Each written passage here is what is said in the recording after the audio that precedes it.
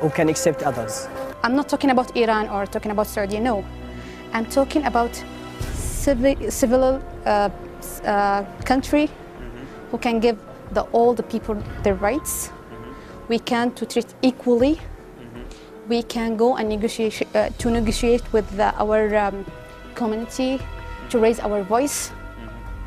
Freedom and freedom. Violence using in Islam is just protecting ourselves.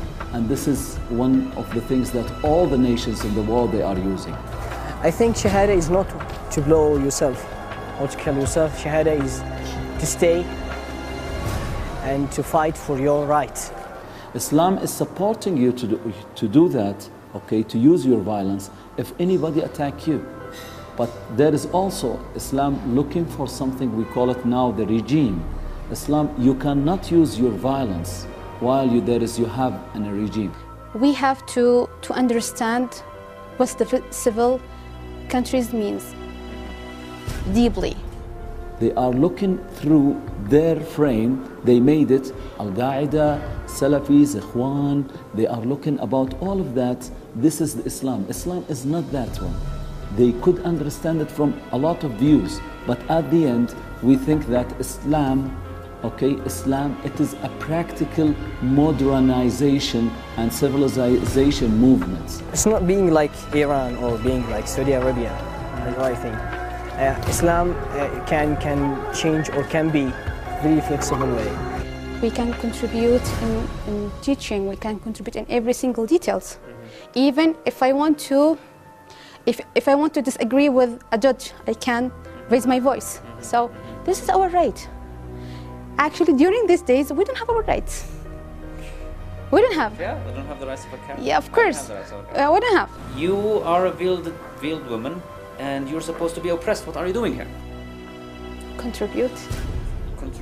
Contribute strongly in our revolution, because it's youth revolution, it's our revolution. Another issue, let's say, the first thing that we were talking about it in the history, about the peaceful movement.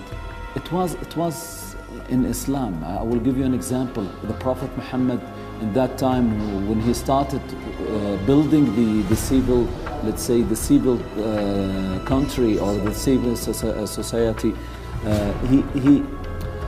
there is a kind of opposition party inside with Muhammad in the same country, in the same town.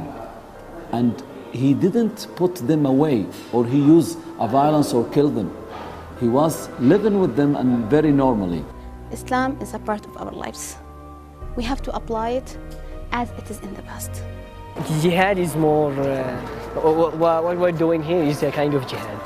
And what we are seeing now, for example, now in Yemen, this is one of the things that they are surprising now about it. We're thinking, you have guns, we have Qaeda, we have a lot of things, and they are looking for us like let's say, fundamentals of Islam here in Yemen. But what we are seeing now, it is very, very advanced movement that's coming. Every people, and all the people now, they're getting out of their houses, which is fully by guns or weapons inside their houses, and coming peacefully in the street. And this is something they should respect it, and they should understand it, that Islam is not, let's say, it is not that violence, but Islam is talking about limited of that violence.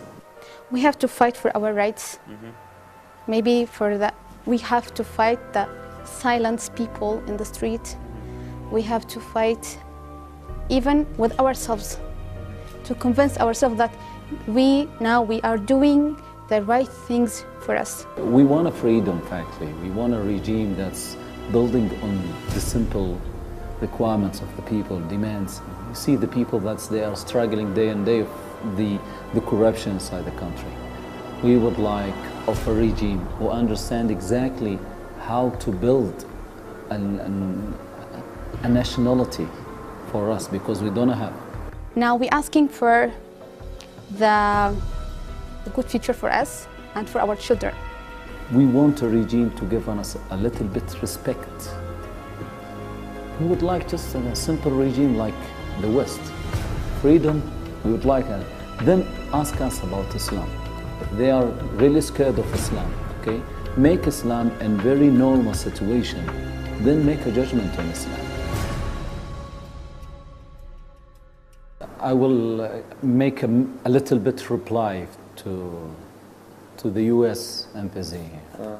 يعني in Yemen.